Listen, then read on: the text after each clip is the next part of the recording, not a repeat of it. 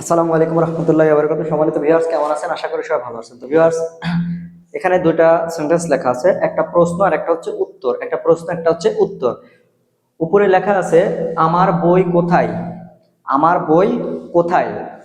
তারপরে এখানে আছে যে উত্তরে আছে সে বা ওটা চেয়ারের উপর আছে, ধরেন এখানে আছে। হ্যাঁ, আচ্ছা, এই ডিটেলসটা বোঝাচ্ছি। ধরেন আমার বই কোথায়, তো এখানে গিদিয়ে, গিদিয়ে মানে কোথায়, গিদিয়ে মানে কোথায়। মাইয়া, মাইয়া, মাইয়া মানে আমার।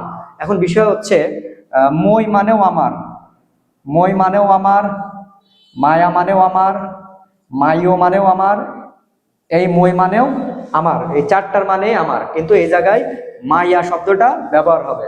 কিনিগা, কিনিগা মানে বই, কিনিগা, কিনিগা মানে বই।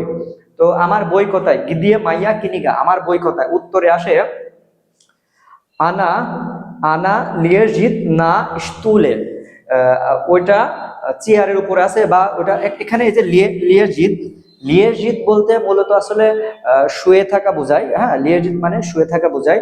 তো এখানে যেহেতু চেয়ারের উপরে আছে, ধরেন একটা বই চেয়ারের উপরে রাখা আছে, ওটা ধরেন শুয়ে আছে, এরকম বোঝায়। হ্যাঁ, এর জন্য লিয়েজিত শব্দটা ব্যবহৃত হয়েছে। ওকে, তো আনা লিয়েজিত না, এটা হচ্ছে প্রিপোজিশন। না কি প্রিপোজিশন। ইংরেজিতে যেমন অ্যাড বা ইন প্রিপোজিশন আছে, ঠিক এমনই এই নাটা হচ্ছে প্রিপোজিশন। না স্তুলে, মূল শব্দ হচ্ছে স্তুল, মূল শব্দ স্তুল, স্তুল মানে চেয়ার, স্তুল, স্তুল, স্তুল মানে চেয়ার। তো এখানে এই যে না থাকার কারণে স্তুলে হয়েছে, না থাকার কারণে স্তুলে হয়েছে।